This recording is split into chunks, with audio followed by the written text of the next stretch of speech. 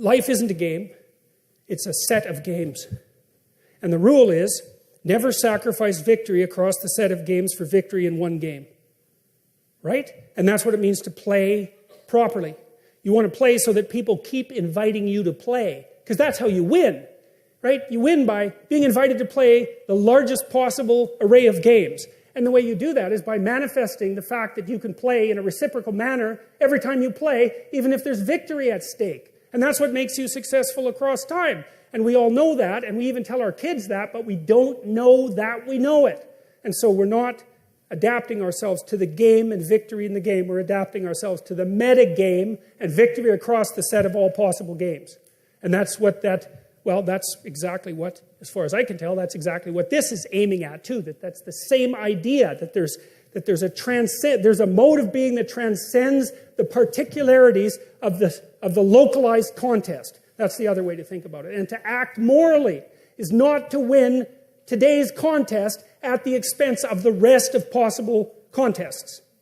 And again, I don't see that as something that's arbitrary. It's not relativistic. There's an absolute moral stance there, and everyone recognizes it.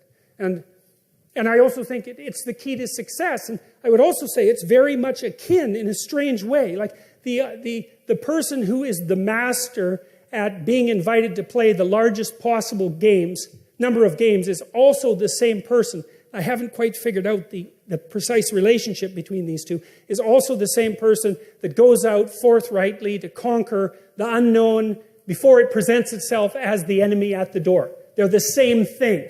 Now, I haven't figured out why that is exactly, but well, I'll figure it out eventually, and when I do, I'll tell you. Well, if you're interested. So, okay, so here's some other ideas of God as hierarchical authority figure. So strip the religious preconceptions off what you observe and just look at what you see. Well, look, there's primate looking upward at dominant figure. That's what you see there. Now, it's very interestingly symbolically represented because you have God the Father there with the cross.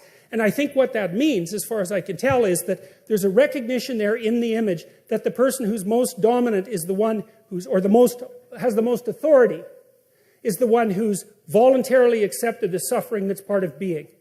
And that's what that picture represents. It's like the authority holds that and says, this is what you have to accept. And that transfixes the viewer because of the fact that it's true. And you think, well, is that true? Okay, well, think about it this way. Do you like brave people or do you like cowards?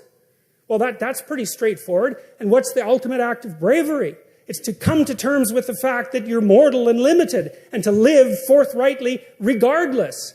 Well, obviously, that's at the core of what's admirable. And why would we presume that that's not the case?